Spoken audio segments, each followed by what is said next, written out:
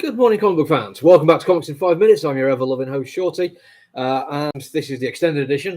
TikTok one will be out soon, but only 3 minutes. But you get 2 whole extra minutes of me talking about the Hulk. This is Donny Cates and Ryan Otley doing something intentionally different from what Al Ewing is doing. And because Al Ewing is now on Venom, which Donny Cates is on, it feels obvious that this kind of comparison is going to happen.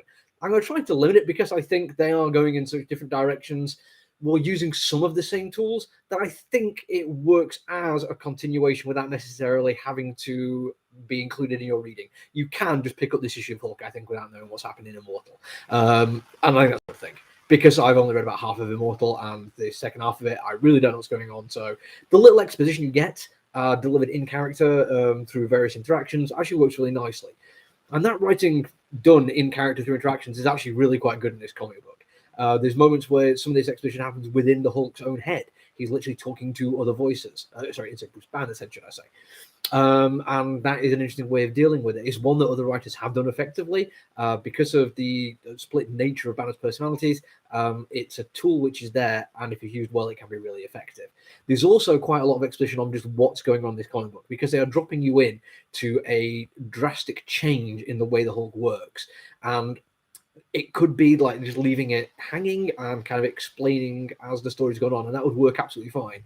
But instead of that, the choice is made that Dr. Stephen Strange literally gathers all the Avengers together and just tells them what's going on. There's a little bit extra where you get some minor finishing points when his Banner is beating the ever-living snot out of Tony Stark, but mostly you're told this because it's somebody in the know telling people who don't know what's going on. This is a very simple, very effective writing trick. You see it quite often in movies and TV shows as well, where effectively the writer has realized that us, the audience, don't know what's going on. So he finds a proxy in the comic book to have this stuff explained to them so we get the explanation as well. It's effective and it works really well. And it's well written too. Stephen Strange comes across as quite cool.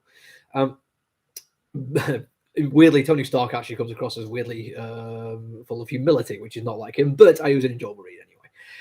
It's actually the action sequences and the artwork as well, which go a little bit against what's been happening before, but in a similar kind of way.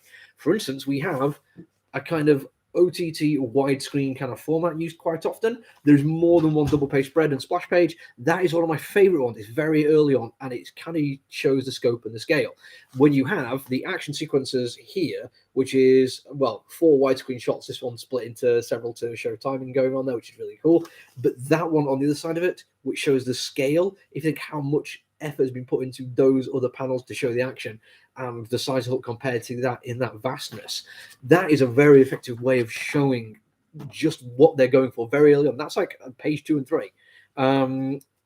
And it shows the action they're going to go for as well. This is not necessarily going to be going for the same kind of horror that Al Ewing's doing. Not to say there won't be horrific moments. I think the fact that Hulk, well, an understanding what Hulk is capable of now with regard to his own body, I think is one of those things that's going to outlast Al Ewing by quite a bit.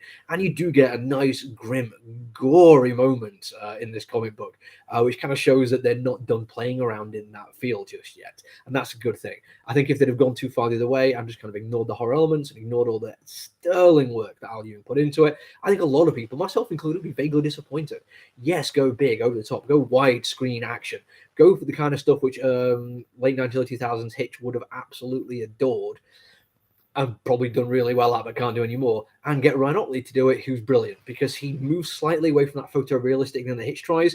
It comes across as very much just being a comic book still, in terms of its scope and its styling. And I think that is genuinely a great choice. Because when I talk about the over-the-top nature of what they're doing, take a look at this.